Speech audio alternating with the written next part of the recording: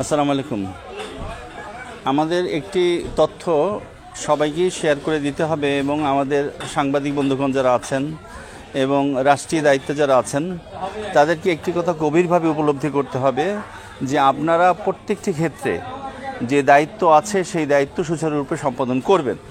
দেশের সাধারণ একজন মানুষ, একজন অসহায় মানুষ, তাদের পক্ষে আপনাদের বরং শক্ত অবস্থান নিতে হবে, এই জন্য যে ইতিপূর্বে তারা তাদের অধিকার পায় নাই এবং দেশে ব্যাপক বৈষম্য সৃষ্টি হয়েছিল। সেই বৈষম্যের বিরুদ্ধে মানুষ চেষ্টা করে একটা জায়গায় এসেছে। সবাই আন্দোলন করে নাই অথবা সবাই ভূমিকা রাখে নাই, কিন্তু এটা সত্য যে আপনারা একটা ওয়াদার উপরে শপথ নিয়েছেন, একটা বিষয়ের উপরে শপথ নিয়েছেন যে আপনারা বৈষম্য দূর করবেন এবং সবার অধিকার সংরক্ষণ করবেন।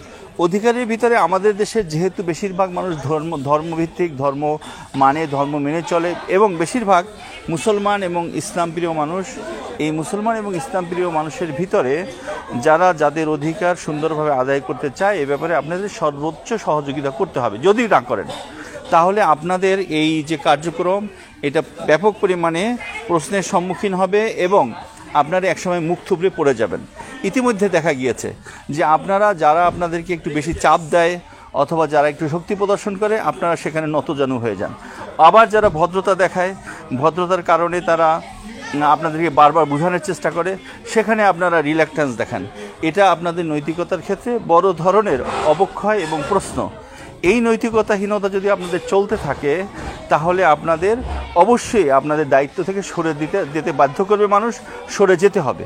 এখন তাইলে করণীয় কী?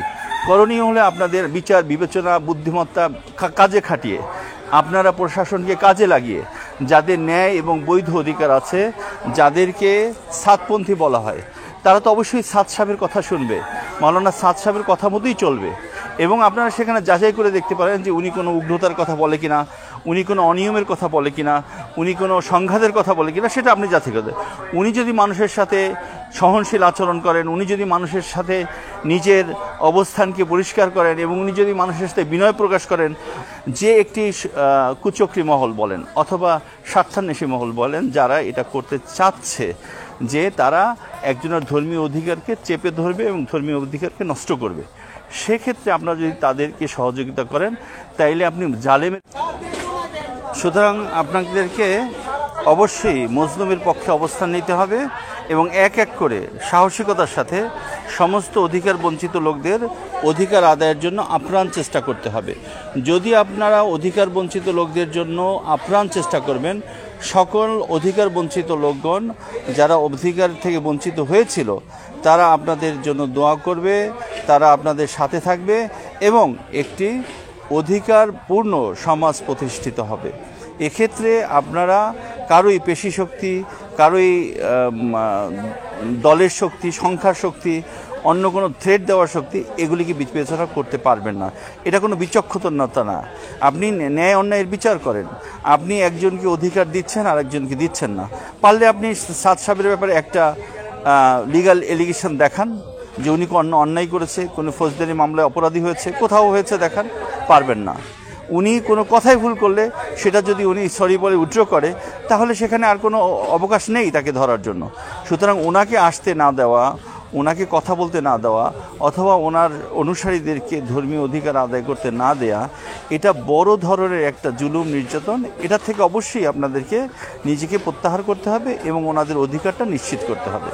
আমার মনে হয় যে ওই অল্প কথার ভিতরেই আপনারা মেসেজটা পেয়ে গেছেন এবং যারা এর পক্ষে আছেন তারা ব্যাপকভাবে আপনারা মতামত গঠন করেন যে এটা কোনোভাবেই মেনে নেওয়া সম্ভব না। আলোচনা যেখানে শেষ হয়ে যাবে আপনি মনে করবেন সংঘাত সেখানে শুরু হবে। সুতরাং আলোচনার পথ খোলা রাখতে হবে এবং অধিকার আদায়ের রাস্তা সবসময় সহযোগিতার সাথে দিয়ে দিতে হবে। এটাই হলো বুদ্ধিমত্তা, এটাই হলো ভদ্রতা, এটাই হলো সাম্য, এটাই বৈষম্যের বিরুদ্ধে। ধন্যবাদ সবাইকে।